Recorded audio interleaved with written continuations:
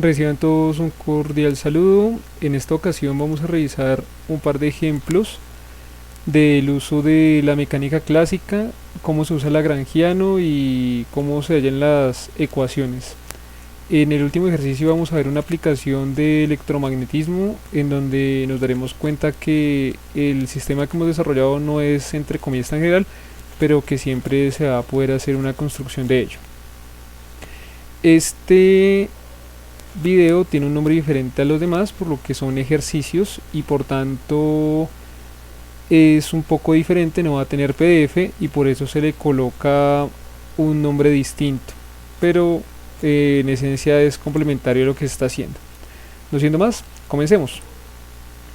Dice el siguiente enunciado: las coordenadas rectangulares x, y, z que definen la posición de una partícula de masa m que se mueve en un campo de fuerzas, en este caso estamos hablando desde el campo escalar, en coordenadas esféricas, hallar la ecuación de movimiento. Bueno, para poder solucionar este problema es necesario encontrar una transformación que nos lleve de las coordenadas cartesianas a las coordenadas esféricas. Y en efecto, se ha de recordar que x es igual a r seno de phi coseno de teta, y y es igual a r seno de phi seno de teta, y z es igual a r coseno de phi. Luego, recordando que todas las coordenadas dependen del tiempo, al derivarlas una vez, como se observa acá, obtenemos estas tres ecuaciones. Como lo que realmente nos interesa es calcular la norma de la velocidad, es decir, esta componente cuadrada más este cuadrado más este cuadrado raíz cuadrada de eso, ¿sí? Para luego elevar al cuadrado, que en últimas es este cuadrado más este cuadrado, entonces se ha de elevar al cuadrado como se muestra a continuación. Como se observa, pues acá queda una parte bastante extensa, ustedes lo pueden probar, de que en efecto da esto, de forma análoga para y y finalmente para z. Bueno, ahora lo que debemos hacer es sumar de a 2, para simplificar un poco el proceso. Entonces, si sumamos x punto de cuadrado más y punto de cuadrado, obsérvese lo que sucede. Acá tenemos como factor común r punto cuadrado seno cuadrado, al igual que aquí. Pero obsérvese que aquí tenemos un coseno cuadrado de teta y aquí tenemos un seno cuadrado de teta. Entonces, cuando se factoriza, acá va a quedar la identidad fundamental de la trigonometría. Ahora para nuestro tercer término, obsérvese que tenemos seno de phi, coseno de phi y coseno cuadrado de teta. Por otra parte tenemos seno de phi, coseno de phi, seno cuadrado de teta. Entonces, si ustedes factorizan digamos lo que ya tienen de común en estos dos aspectos, les va a quedar coseno cuadrado más seno cuadrado, lo que de nuevo nos da la identidad fundamental de la trigonometría, y ahí tendríamos dos términos analizados. Por otra parte, obsérvese que este que tiene el signo menos con este que tiene el signo más se parecen bastante, y vamos a probar si son lo mismo. Seno de phi, seno cuadrado de phi, coseno teta, seno teta. Seno de phi, seno cuadrado de phi, coseno teta, seno teta, en efecto son iguales y por tanto al tener signos diferentes se van a cancelar. Por otra parte, viendo estos otros dos términos tenemos coseno cuadrado, coseno cuadrado. Y acá tenemos coseno cuadrado, seno cuadrado. Obsérvese que este coseno es idéntico a este coseno, entonces se va a poder factorizar y nos va a quedar de nuevo la identidad fundamental de la trigonometría. Estos dos términos son iguales, entonces los vamos a poder simplificar fácilmente, pues porque se van a anular, y finalmente vamos a tener este último término que es seno cuadrado y seno cuadrado con seno cuadrado de teta, coseno cuadrado de teta en suma, lo que no nos da la identidad fundamental de la trigonometría. Entonces esa doble suma nos va a quedar de esta manera. Ahora bien, nos falta sumar la componente en z. Al sumarla, ¿qué vamos a obtener? R punto cuadrado, y observen que aquí tenemos un coseno cuadrado y aquí tenemos un seno cuadrado, lo que nos va a dar de nuevo la identidad fundamental de la trigonometría. Por otra parte, estos dos términos son exactamente iguales, lo que significa que al hacer la suma de estos dos términos, que tiene uno signo opuesto al otro, pues nos va a dar 0. Luego aquí vamos a tener r cuadrado, seno cuadrado, aquí r cuadrado, coseno cuadrado, bueno, con el phi punto al cuadrado también respectivamente, y nos va a quedar de nuevo la identidad fundamental de la trigonometría. Y este pedazo pues no se va a mover, lo que nos da como resultado que la norma cuadrática de la velocidad es esta. Luego la lagrangiana la podremos escribir de esta manera, como aparece aquí en la ecuación 5. Y al hacer las derivadas parciales, pues vamos a hallar las ecuaciones de movimiento. En este caso, yo comencé por la coordenada r, pero ustedes lo pueden haber hecho por teta o por phi o por cualquier coordenada, eso no tiene, digamos, ninguna relevancia. En este caso, si se observa qué cosas dependen de R punto, únicamente un solo aspecto de la lagrangiana depende del mismo y por eso aparece 1. En cambio de R, ¿cuántos dependen? 1, 2, 3 y por eso aparecen 3 términos para estas derivadas. Por otra parte, si hacemos el mismo análisis con phi, pues observe que únicamente phi punto pues tiene un solo término y para phi como tal también hay un solo término más pues este pedazo de acá que es del potencial, lo que nos da como resultado la ecuación 7. Finalmente para teta, pues teta punto únicamente aparece aquí y aquí no aparece nada con respecto a teta, pero acá tampoco. O sea, perdón, acá sí aparece algo con respecto a teta, pero acá no. Entonces nos queda esto como derivadas, lo que nos da como resultado estas ecuaciones de movimiento. Veamos otro ejemplo. Una partícula se mueve sin rozamiento en un alambre horizontal de radio A y experimenta la acción de una fuerza resistente que es proporcional a la velocidad instantánea. Si la partícula tiene una velocidad v sub 0, hallar la posición de la partícula para cualquier instante de tiempo. Para analizar este ejemplo tenemos que tener en cuenta varias cosas. La primera, la normal o la tensión, como lo quieran llamar, no es posible modelarla como un potencial, entonces en nuestra lagrangiana no puede aparecer directamente. Lo segundo, la tensión va en dirección contraria al radiovector. Y lo tercero, la fuerza de rozamiento va en dirección contraria a la velocidad tangencial y por supuesto va en la coordenada teta. Bueno, pues ya teniendo eso presente, lo primero que hacemos es modelar nuestro radio vector y al hacer la derivada con respecto al tiempo, como ρ es constante, pues nos va a quedar de esta manera y luego obtenemos la energía cinética. Como ya se ha dicho, la tensión no se puede modelar, pues al menos no de forma sencilla, como un potencial y la fuerza de rozamiento, como depende del trayecto, tampoco. Por tanto, nuestra lagrangiana va a estar compuesta única y exclusivamente de energía cinética. Entonces, al hacer las derivadas parciales respectivas, aquí con respecto a teta, teta punto, ¿cierto? Y acá con respecto a ρ, se llega a lo siguiente. Esto se le podría llamar fuerza generalizada, al igual que esto, pero obsérvese que en esencia esto no tiene como dimensiones de fuerza, porque aquí hay metro cuadrado sobre segundo al cuadrado, más bien podría ser más parecido a un torque, pero bueno, partiendo del hecho de que existe una constante que nos permita conectar esto, entonces vamos a obtener esto igualado a esto que es en la parte que tangencial y esto igualado a esto que es en la parte radial. Yo lo llamé T, pero ustedes lo pueden llamar N. Este pedazo de acá por el momento no me importa, lo que importa es esta ecuación diferencial, que es la que me va a permitir hallar el valor de teta. Obsérvese que esta ecuación diferencial es de variable separable. Entonces al organizarla vamos a obtener esto de acá, esto es una constante. Luego si integramos con respecto a t, como está indicado acá, pues vamos a obtener esto. Y finalmente tenemos que teta punto es igual a esto. Luego si volvemos a integrar hallamos teta, que es lo que tenemos acá. Ahora bien, coloquemos una condición de frontera muy específica. Digamos que en el tiempo 0 pues vamos a obtener una velocidad v sub 0 y toda la cuestión y obtenemos el valor de teta 0. Y por otra parte coloquemos como condición que en el tiempo 0 teta sea igual a 0 y llegamos a esta respuesta que vemos acá. Como se observa, el decaimiento del ángulo es exponencial y en principio pues vale 0 y luego comienza a crecer. Bueno, hasta llegar a un máximo, como se indica acá. Listo, ya teniendo esto presente, veamos otro ejemplo. Una partícula que está sobre una superficie interior lisa de un paraboloide de revolución AZ igual a x cuadrado más y cuadrado se encuentra en movimiento. Encontrar las ecuaciones de movimiento. Este es un problema muy similar al anterior, pero en 3 dimensiones. La diferencia es que ahora z tiene una ligadura directa con x al cuadrado más y cuadrado. Nosotros vamos a trabajar este problema en coordenadas cilíndricas.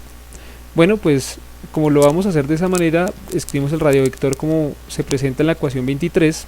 Hacemos las derivadas con respecto al tiempo, en este caso, ojo, r o ρ sí está variando con respecto al tiempo y por eso aparece este término extra que no aparecía en el ejercicio anterior. Y pues este término ya lo conocíamos y este pues es simplemente pues la parte de z. Luego pues si ustedes hallan la norma de este vector, pues vamos a obtener pues lo que necesitamos para calcular la energía cinética que está expresada acá. Finalmente, pues la lagrangiana nos va a quedar como la energía cinética menos esta energía potencial. Luego, pues teniendo en cuenta que AZ es igual a x cuadrado más y cuadrado, cuando pasamos a coordenadas esféricas, polares, cuando pasamos a coordenadas polares cilíndricas, allí pues nos vamos a dar cuenta que AZ es igual a ρ cuadrado. Luego, si se deriva con respecto al tiempo, pues nos va a quedar algo de la forma AZ punto igual a 2 ρ por ρ punto, que es lo que está expresado acá, y pues este 4 es del 2 que le damos al cuadrado y por eso sale. Bueno, y finalmente pues aquí como tenemos z, pues nos va a quedar ρ cuadrado sobre a, que era esperarse. Listo. Entonces si se hacen las derivadas parciales, pues vamos a obtener aquí en este caso con respecto a ρ estas derivadas. Obsérvese que cuando derivo con respecto a ρ, este término depende de ρ, este término depende de ρ y este también. Y por otra parte, pues cuando hago la derivada con ρ punto, tengo que este término y este término dependen de ρ punto y por eso obtengo lo que aparece aquí en la ecuación 28. Finalmente, cuando hacen las derivadas con respecto a θ, como no hay en esencia nada que dependa de θ, exceptuando pues la parte de velocidad, pues esto va a dar 0 y esto pues de la rapidez, perdón, de θ punto, pues no nos va a dar 0. Listo, finalmente pues llegamos a lo siguiente, que las ecuaciones son estas que aparecen acá, y que por supuesto encontramos una cantidad conservada que es ρ al cuadrado por θ punto. Bueno, veamos otro ejemplo. Encontrar la función lagrangiana en una partícula que se mueve en un campo electromagnético. Suponga la existencia de una función vectorial tal que el rotacional de esa función dé el campo magnético. Bueno, este problema en particular es bastante difícil, diría yo, por la cantidad de cosas que tenemos que hacer para hacer la construcción de nuestra lagrangiana, pero en últimas pues va a ser muy útil. Recordando las leyes de Maxwell, tenemos 4, 2 que se refieren al flujo magnético y otras 2 que se refieren con una especie de trabajo, tanto el campo eléctrico como el magnético. En este caso vamos a usar la ecuación, la ley 4 de Maxwell, por decirlo de alguna manera, aunque en general pues no importa mucho el orden. Lo que se quiere hacer énfasis es que la diferencia de potencial depende del cambio del flujo del campo magnético, del campo magnético, si se puede decir así. Entonces, si utilizamos el teorema Stokes para este pedazo, porque como es una integral de línea cerrado, obtenemos que el rotacional de E es igual a menos la derivada parcial de B con respecto al tiempo, siempre y cuando este de S no varíe en el tiempo. Bueno, si esto es cierto y teniendo en cuenta nuestra hipótesis de que B proviene de un rotacional, como el rotacional de la suma es la suma de los rotacionales, se puede expresar nuestra ecuación 32 de esta manera. Y por tanto, si el rotacional de esto es igual a 0, es porque lo que está aquí adentro o es el vector 0 o proviene de una función escalar, y si tomamos eso como un hecho, llegamos a que más a, la derivada parcial de A con respecto a t es igual a menos ese gradiente. ¿Por qué se coloca el signo menos? Porque en la naturaleza en general se sigue el principio de mínima acción. Muy bien. Recordando que la fuerza electromagnética se expresa como el campo eléctrico más la velocidad cruz, el campo magnético multiplicado por la carga, entonces al reemplazar E con respecto a, para dejar todo en términos de A, porque B ya lo teníamos por hipótesis que se puede escribir de esta manera, y E pues no sabíamos cómo, pero ya sabemos cómo escribirlo de acuerdo a esto.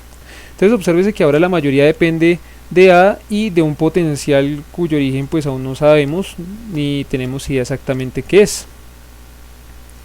Bueno, ahora ¿cuál es la meta? La meta es intentar que aparezca una derivada total con respecto al tiempo. De acuerdo al teorema fundamental de las integrales de línea, si queremos hacer o calcular el trabajo para encontrar la energía, de alguna manera esto debe, digamos, ser integrable de una forma u otra.